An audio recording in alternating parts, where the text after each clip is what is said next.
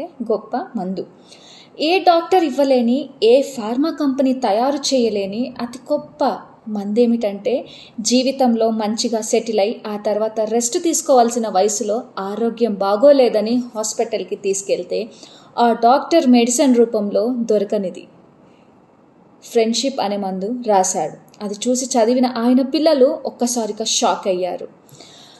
Doctor ఈ విధంగా వాళ్ళకి సమాధానం ఇచ్చాడు. మీ నాన్నగారు రిటైర్ అయ్యాక మీరందరూ ఆయన్ని ఇంటికి పెద్దరాయుడిగా చూసేసి నోటికి ప్లాస్టర్లు వేసేశారు. ప్రతి మనిషిలో ఒక వెలితి ఉంటుంది. దాని పేరే స్నేహం. దాన్ని కట్టేస్తే కంటి మీద కునుకు లేకపోవడం, మొహం మీద నవ్వు లేకపోవడం, కడుపుకు ఆకలి లేకపోవడం, వాళ్లకు నీరసం లాంటి అన్ని రోగాలు వస్తాయి అని హితబోధ చేశాడు. అందరికీ వాళ్ళు షాక్ అయ్యారు.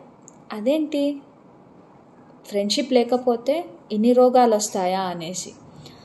సరే డాక్టర్లు చెప్పినట్టుగా విందామనేసి వాళ్ళ పిల్లలు ఆయన చదివిన స్కూలు, కాలేజు అన్నీ ఎంక్వైరీ చేసేసి వాట్సాప్, ఫేస్బుక్లో అకౌంట్స్ ఓపెన్ చేసి వాళ్ళ ఫాదర్కి ఇచ్చారు.